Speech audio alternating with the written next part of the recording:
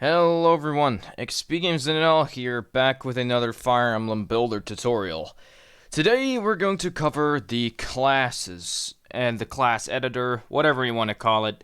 We're going to edit classes, and today we're going to create our very own type of class, if you will it. In my Fire Emblem Rom Hack, I have generic Manakete enemies, which have completely or have unique base stats. They have unique growths. They have unique movement costs, unique animations, etc., etc. So today we're actually going to use this unused Manakete class. This class is unused in the game. The 0E Manakete class. We're going to use that and make it so that we can use it in Fire Emblem Game Boy Advance and Fire Emblem 8. Now I've already set Ross, who we edited his palette last episode. I've made him a Manakete this time around. You won't see his palette anymore, but I've made him a Manakete just for the sake of this video, so I can show off that he is a Manakete.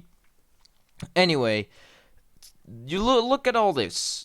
Does this look familiar? I think so, because in the very first episode of our FEBuilder tutorials, we have seen that the character creator sort of looks a little bit like this. There are extra things here, and some things that we have at the character creator screen are missing here.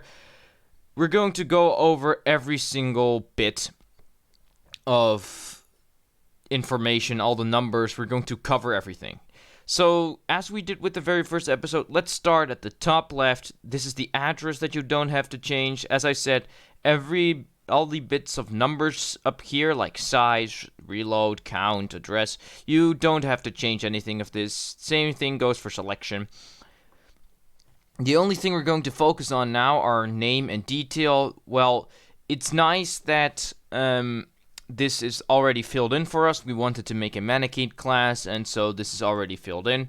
Manakete, mysterious tribesman who can turn into dragons, equip Dragonstone. Now, the thing I did do is this generic enemy portrait. That's the only thing I changed just yet. That's the only thing I changed. Don't worry about that. I'll change it back. But for now, this is still a thief. The very first thing we actually gotta pay attention to is the ID. Now, this might seem like just with the character creator you had the ID that makes so that the game knows, or the program and the game knows that which class it is in game, or like it knows the sort of encode name or ID of a class. This is actually something else.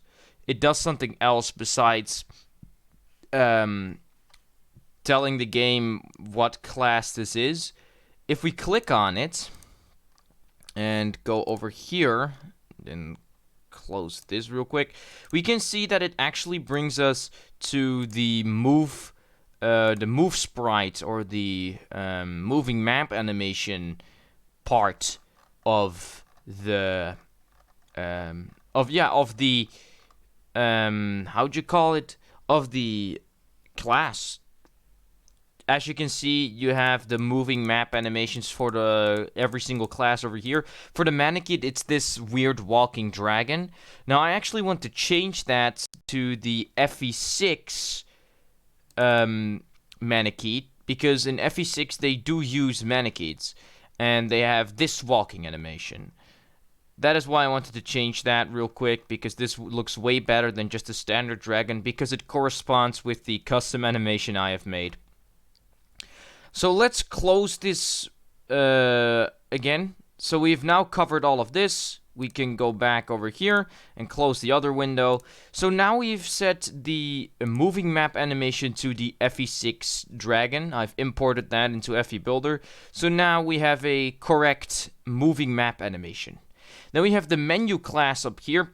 This is a set. Let's go to Cavalier real quick. You can see that this is set to Paladin, and this one is set to 8 Paladin. That's because this is the male Cavalier that promotes into the male Paladin. It's set to that standard. So if we click on this one, let's go to the Cavalier one. If we click on menu class, then boom, and boom. Then you can see that we actually end up in the promotion branch section. This is where you set the classes a character promotes in. So for an example, the Cavalier can promote into a Paladin and Great Knight. The Great Lord can't promote because it is a promoted class, but you can see over here that it was a Lord before promotion. This is also the Ephraim Lord promotes into the Ephraim Great Lord. The Erica Lord promotes into the Erica Great Lord, the Knight into either a General or a Great Knight. This is branch, so you can choose. And for the General, as you can see, before promotion, it's Knight. For the Manakete, a Manakete is a standalone class in my ROM hack, so it doesn't have a promotion, nor does it have a before promotion class, so nothing is filled in here. But for mercenaries, for an example, if you want to make a tier 1 class and a tier 2 one, and you want the tier 1 to promote into the corresponding tier 2, you have to set that in this little menu. You'll figure it out yourselves. Don't forget to, when you're going to edit promotions, don't forget to actually go to the promotion item editor and add the tier 1 to the list of Master Seal and the other promotion item. Because if you don't do that, the game will, how do I put that? The game will not allow you to promote using a certain item. So that is that. Really simple, really straightforward. Let's close this window again and go back to the class window over here. There you go. So let's get back to the Manakete class, shall we? The class that we were editing. The Manakete class. We have covered this. The generic enemy portrait is what is this, the little thief icon you have here. For every single class in Fire Emblem, you have a certain image, a standard image for, like, this is a promoted nomad, it's an unpromoted nomad, this is a Valkyrie, this is a troubadour. You have a sort of icon for every single generic enemy. They use these portraits instead of the regular portraits. The Manakete portrait, this one, is actually unused. If I'm correct, yeah, it is unused because the only two Manaketes you get in, or you see in Fire Emblem 8 are Mir and Novala, I thought. It was Novala, right? Well, whatever. You don't see this in-game, actually. It works, but you don't see it in-game. The reason why you don't see this in-game is because Mir, of course, has her own portrait, and no, it wasn't Novala. It was Novala was the or was the Chapter 6 boss. Anyway, Morva, that was it. Morva, the father of Mir, has the zombie, the Draco zombie. If we can quickly go over there, the Draco zombie generic portrait. This one. Novala or Morva uses this one instead of the standard Manakete one.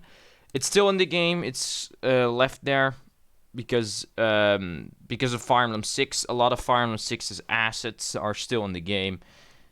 So there you go. It's still in the game, and we're going to use this one. Now this is going on to the next thing: movement speed.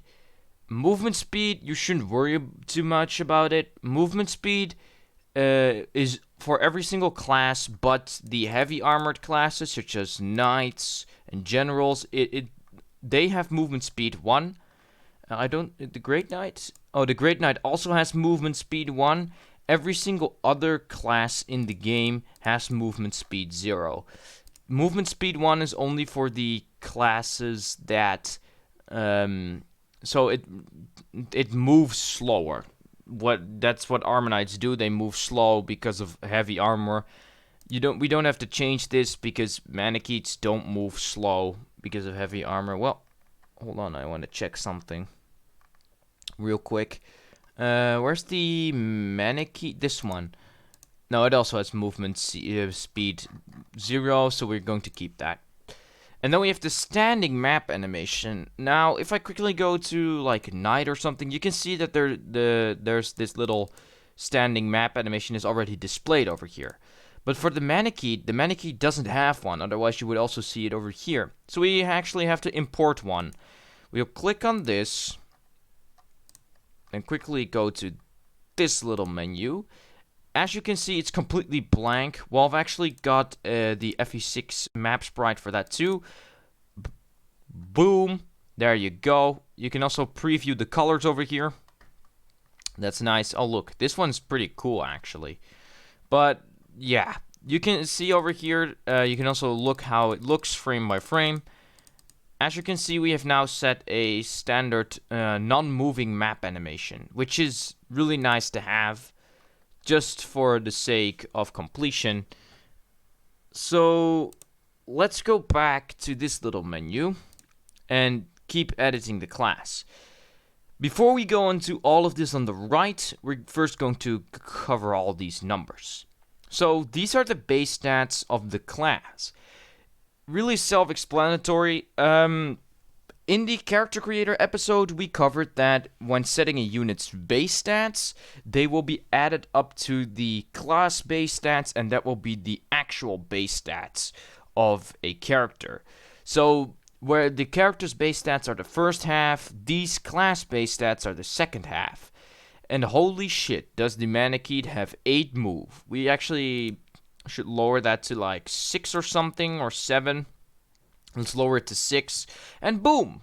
You see that the little standing map animation is loaded. Nice. We could edit the base stats. For an example, we could give the Manakete 2 more strength and like 1 less res and a little bit more con. A little bit more constitution. You can play with around with the stats a little bit. Now this, the class max stats, of course, is also self-explanatory. That is the caps of a class. These are set by class, not by character. So, for an example, if we have any tier 1 class can have a maximum of 60 HP and every other stat 20. But promoted classes actually go above those numbers. So when you're making a tier 1, remember that every single max or every single cap is always 20. Except for luck. Luck is capable at 30, I think. Even if you're a tier 1. Doesn't really matter. That's just the max caps. That's just self-explanatory. And you can also take a look at some promoted classes if you do not know how overpowered certain caps are. Just look at the vanilla ones. So let's go back to our Manakete and look at enemy growths. Enemy growths sort of determines, the little help window comes up. Determines growth rate when auto level is class dependent, is selected in the unit placer, often used for enemy growths. The higher these enemy growths are, the harder the game becomes. People that really want to challenge playing Sacred Stones usually increase these growth rates with like 20 or something, so that the enemies are more challenging. We could change this, but we won't be using any generic enemy Manaketes, so let's keep it at that. But if you really wanted to increase the difficulty of Fire Emblem Sacred Stones, you could say like, well, I'll make this 115, increase this with 20, making it 60. And as you can see, these numbers in the stat calculator also go up. 50, see, it's now 10. 40, it's now 10. 20, it's now 6. 30, and 45. Look at that. Now the enemies have become way more dangerous. Let's look at the base stats of a level 1 Manakete. They would have base stats like these, which is pretty scary for a level 1 Manakete because they also have Dragon Stones and get extra buffs. The thing is, though, a character or unit also has base stats, and what you could do to make the game harder is give generic enemies base stats as well, so they become stronger and stronger the farther you get into the game. You could also do that. But for now, let's just leave it at this. We could set enemy base stats and make them even more scary, but we're not going to do that. Promotion gains is also really self-explanatory. When you promote a character, when you promote a character from a tier 1 class to a tier 2, they usually get a little bit of a bonus. They get bonus stats. For an example, let's go to the Paladin. When a character promotes into a Paladin, they get 2 extra HP, 1 extra strength, or magic, no strength because Paladin is physical class, 1 extra skill, 1 extra speed, 2 extra defense, and 1 extra resistance. Those are the bonus stats a unit gets when they promote to a Paladin, and they will receive automatically a D in swords and a D in lances. When we go to, let's get another example. When we promote, Myrmidons, no one can promote into a Myrmidon, that's why they have everything 0. But if a Myrmidon promotes into a Swordmaster, they get 5 extra HP, 2 extra power, 0 skill, 0 speed, 2 extra defense, and 1 resistance. You might have noticed that the female Cavalier actually does have promotion gains. This is because Amelia uses those promotion gains. Amelia, the recruit, can promote into this Cavalier. And that means that when she does that, she gets extra bonus stats. Which is nice, I guess. But no one uses Amelia, right? Going back to the Manakete, this is a tier 1 class. No one promotes into a Manakete, so we're going to keep this 0. All of this. If you're making a promoted class, you should increase these ones, because every single class has a little bit of promotion gains. So you should increase that. The base weapon level, it is that we're making a monster class, monster unit. Otherwise, we would have changed these. If we go to an Armonite, they have a D in lances, but when they promote to general, they get swords and axes as well. Which means that these guys get swords and axes, and that is why these are set. And just set these so a class can use a weapon. If you don't set any of these, classes can't use weapons. This is only for the magic units, the staffs, anima, light and dark, and this is of course for swords, lances, axes, and bows. If you want a cavalier to use bows as well, you could just easily set that over here, but we're not going to do that since we're only editing this Manakete class. So now, before we cover all of this to the right, we're now going to look at all these little boxes. Now, if you've watched the very first tutorial I did, you should recognize some of these boxes. Let's go over them again. If you have already seen them, you could just skip ahead. So, if we tick a box, a certain ability or skill will apply to the class. Not to the unit, but to the class this time. If we do mounted aid calculation, then it will allow you to rescue units with bigger cons because you have a mount, but people can rescue you even though your aid is bigger. That is because you're on a mount. You could easily, in real life, it's just the same thing. If you're on a horse, someone can pull you off without much trouble, without you being a heavy bulky man, and the same thing can apply. You can just rescue a heavy bulky man with a mount just because you have a mount. A Manakete is not mounted for as far as I'm aware, so we're not going to tick that box. Canto, well, Manaketes don't have Canto, so we're not going to set that. It allows you to perform an action after visiting villages, or like using an item, talking, etc., etc. Stealing, Manaketes can't really steal, so we're not going to tick that box. Thief skill allows for using lockpicks, seeing in fog. Enemies with this box ticked will grant extra experience after being defeated. Dancer allows to dance and let a character remove. A play, same thing, allows for a character to refresh another. Critical boost, we're going to tick this box just for fun. This grants a base 15 extra critical hits to every single character in this class. Ballista, well, Manaketes don't use bows. This allows you to get into a ballista. It's not a promoted unit, so we don't have to tick that box. It is not a supply, so we don't have to tick that box. It isn't cavalry, so we don't have to tick this box. Wyvern, well, not really. So let's leave that open as well. It's not a Pegasus. These will just display an icon. Nothing else really. It's not the class of the main lord, so we don't have to tick that box. It's not a female class. It's not a boss class. This is pretty interesting because you can set a class to be specifically a boss class. I didn't know this was possible, and I wouldn't recommend using it because you could also just set a single character to be a boss, but it is possible to do so. I don't really know. You could, if you tick this box, every character with this class will always be a boss, and we shouldn't do that. Weapon locks, when you tick this box over on the class and you tick the same box on a weapon, only the classes or characters with the weapon lock 1 box ticked are able to use that certain weapon. We are going to untick this box because we don't have unique weapons. Myrmidon Swordmaster lock only for the Shamshir. The Myrmidons have that box ticked. For an example, the Swordmasters over here have that box ticked. This box is also ticked on the Shamshir. This means that only these classes, as well as the Erica classes. Wait. Oh, that's Ephraim.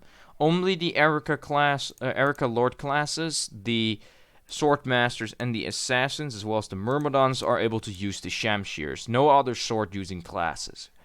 So, if we would set that here, we could use the Shamshir with the Manakete, but we're not going to do that. Monster weapons do need to be set because the Dragonstone has the monster weapons box ticked as well, or it's just registered as a monster weapon. And since we have ticked this box here, we as a Manakete can use the Dragonstone, which is a monster weapon. Max level 10 is usually for the super trainees or for the normal trainees. We don't need that because we just want a level 20 Manakete.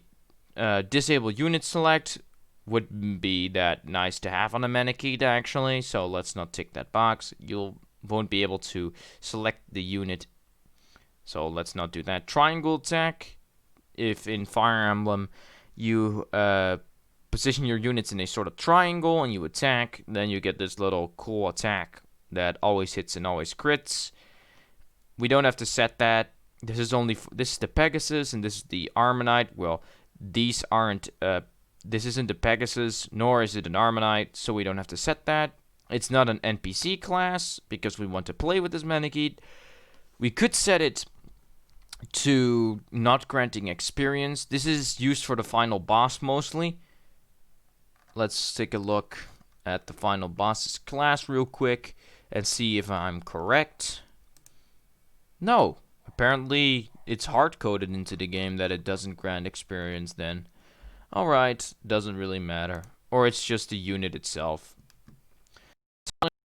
This is what the Assassins have, the one-hit KO ability. We don't want the Mercenaries to use, or the Manakete to use that, so let's not tick that box. It's a certain chance to get a one-hit KO. The Magic Seal sort of prevents characters in close range to use magic. Won't tick that box. You could do some funny stuff with it, I guess, but we're not going to tick this box. Summoning is for summoners, which allows them to summon a phantom.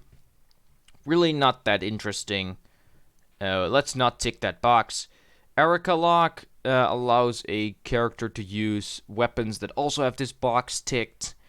This is not the Erica Lord, so let's not use that. This is also not the Ephraim Lord. This Ephraim Lock does the same thing. Allows for characters or classes to use weapons that have the same box ticked in the weapon editor. Let's not use this. Lin Lock and Athos Lock, let's both not use those. And so as you can see, we've covered all of those boxes and and only a small amount of them apply to our Manakete. Now, if we go to a Cavalier or Paladin, there are a lot more boxes ticked here. If we were to make a class that has like all of the boxes ticked, we would have a really screwed up character or class, whatever.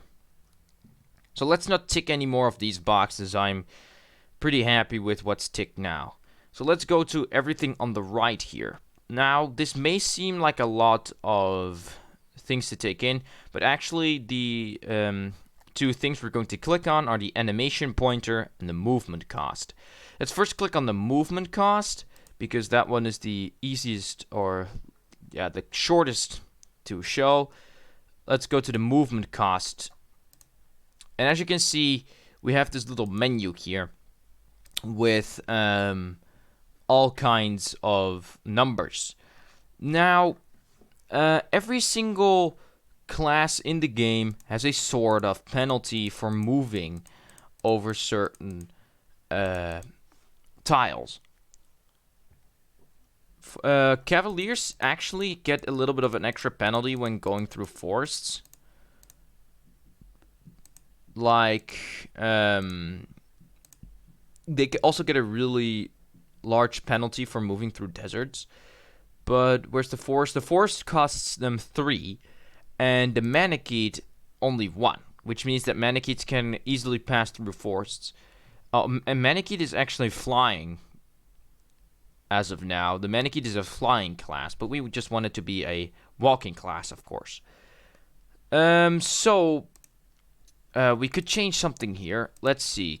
Some terrain that is impossible for like foot soldiers, such as the Erica Ephraim Lords, they have 255 because they're impassable for them. Now, for the flyers, everything is set to 1, or only a couple of things are set to impassable because they're like something you can't fly over. For an example, the roof, you can't really fly over the roofs in-game, so that's why it's set to 255. We could change the penalties easily, like when a movement costs 1, that means that every time you move, that it costs just 1 movement. That's the standard. If you set it to 0, a character can endlessly move over those tiles, and that wouldn't be good. That would be breaking the game. So, this is all the standard stuff for 1, but for the foot soldiers, they have Fort and Forest 2, which means that these... Oh wait, am I changing the whole stuff? Yes. So we actually have to get a or you could separate this, which means... Why not do that, actually? When we separate this, the Manakete has its own unique movement penalty, the own unique group of movement penalties, which means that the Manakete is the if we change the numbers here, that only applies to the Manakete, not to any other class, only to the Manakete. So the Fort and Forest are 2, that's the standard for foot soldiers. Let's go back. Desert should be 2, River should be 5, and Mountain should be 4, so let's change it to all of this. 5, and this should be 4. And things like peaks are impassable for the foot soldiers. So let's change this to 255. Otherwise, we have a flying unit. And you could change all of this stuff to like everything that you need to have. If you want to make a foot soldier, you have to change all of this.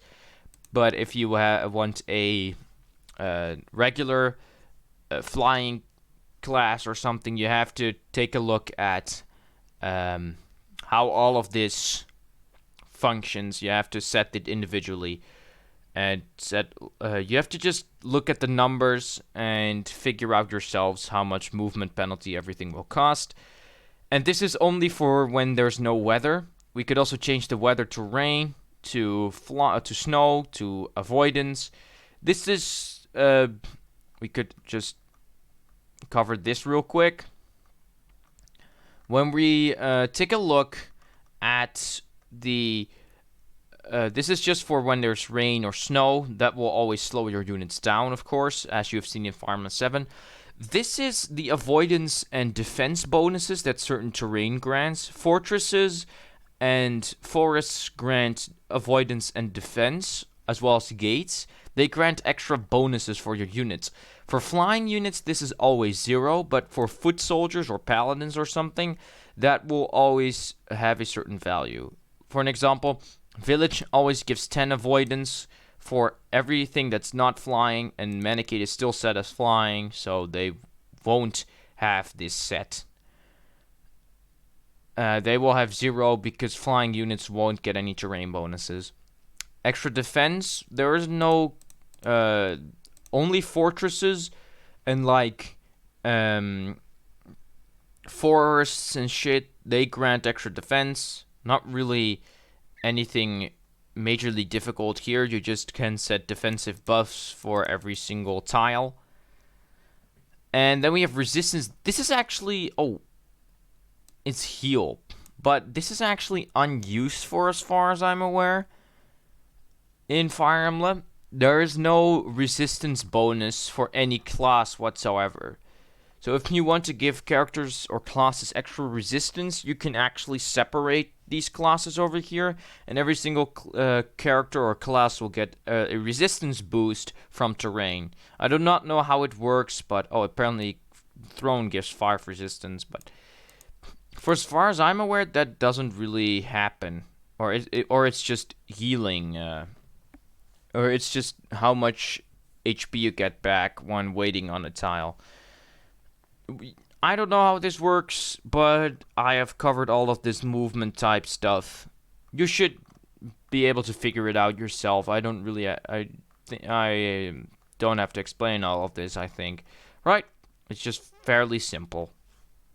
Alright, let's go now to the final part of the class, which is also the most important part of a class, maybe, the animation.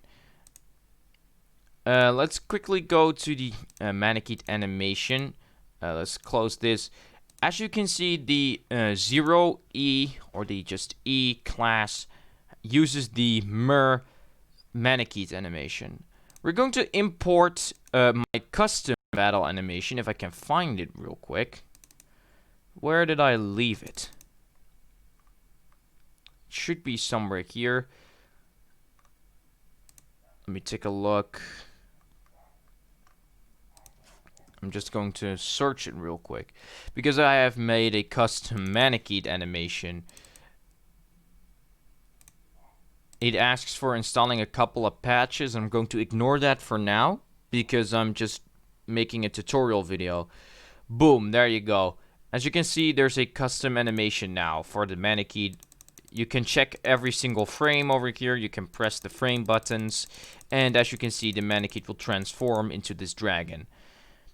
Really cool. Now, these are just, I think, yeah, these numbers, you can change the name of the animation, but we are not going to do that now. This little button, when you press it, you can edit the animation or look at the animation frame by frame, but we're not going to edit the animation right now.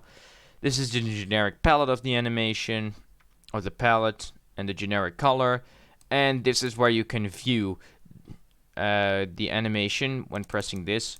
We could like say, well, we want it to be the want to look at it when it is an enemy. Then it just flips it, and we can change the palette, and we can change the mode. We can change the animation. This is the ranged animation, for an example. This is the crit animation, etc., etc. You could change all of that for preview, but for now the animation is imported, and that's all there is to it. There's one more thing actually that we need to do, and that is we need to edit the sound the class makes when walking.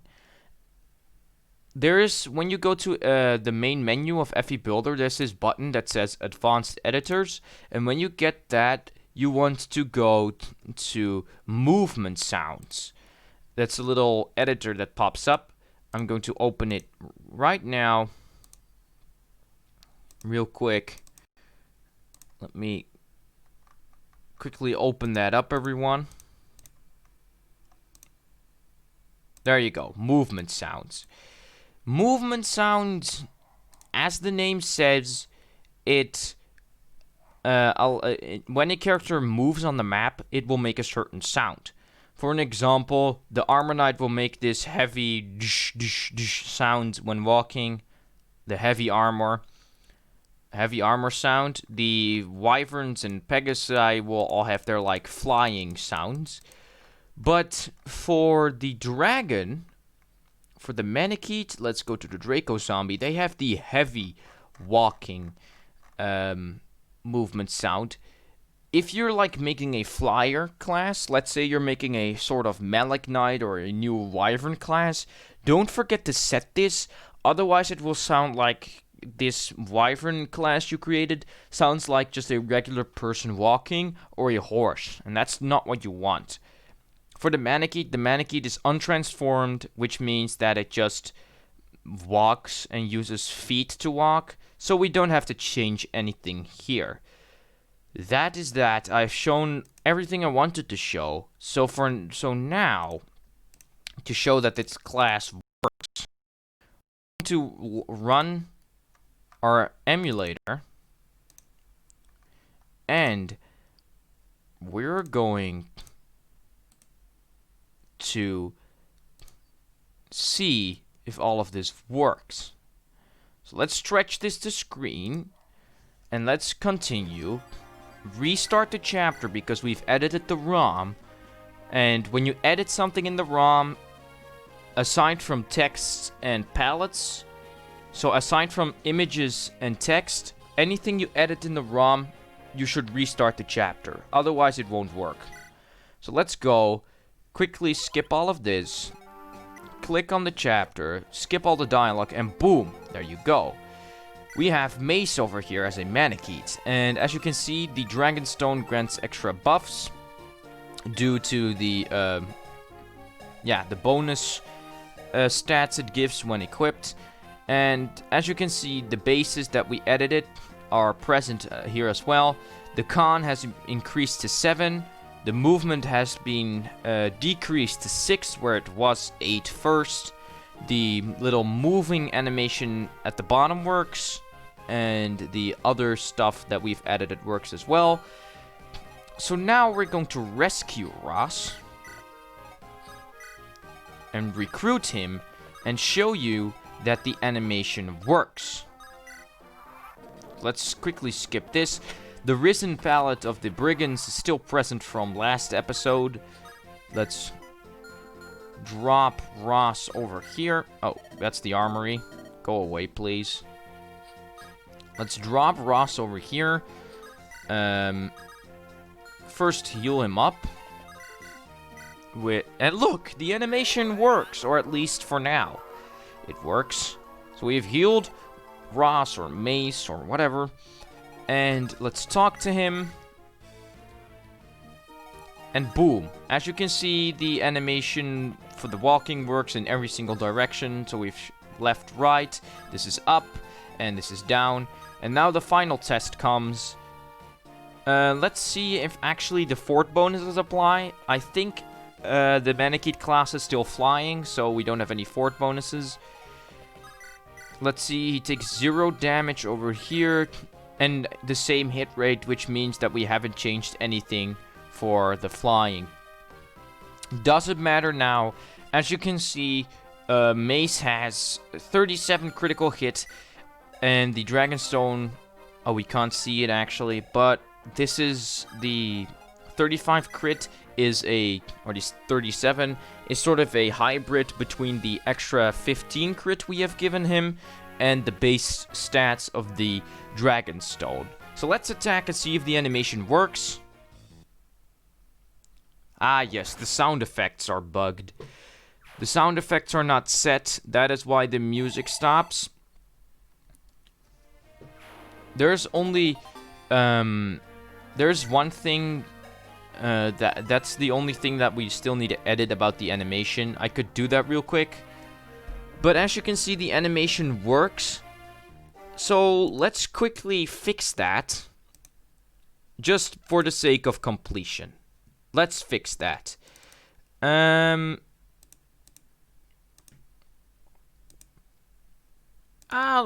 know, let's not, because it's a lot of work. But yeah, the animation works. The only thing that doesn't are the sound effects, but for the rest, everything seems fine. And that is great. because now we actually have created our very own animation in Fire Emblem and our very own class. So yeah, that's actually all there is to it. That is everything you need to do to create your own class. Before we round up the video, I actually want to say that the animation of the mannequin, if you're interested to using this, when I publish my own Fire Emblem hack, the animation should be inside. You're allowed to use it as long as you credit me for it. That's everything else I have to say. If you're interested in the generic mannequin animation, the generic mannequin that transforms, you could use that animation. You also have the FE6 one, but I thought like, well, why not make a custom one? And that's what I did. So if you're interested in using that animation, you can use it as long as you credit me. And for the rest, that's actually all there is to it. That's all you need to do to create your own class. If you like this episode and you found it helpful, be sure to leave a thumbs up. And don't forget to subscribe for more tutorials or other gameplay videos. I don't know. I post what I want on this channel. I don't care. So yeah, that's actually everything there is to it.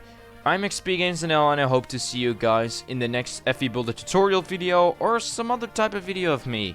Have a nice day, and success with everything you do in FEBuilder. Goodbye.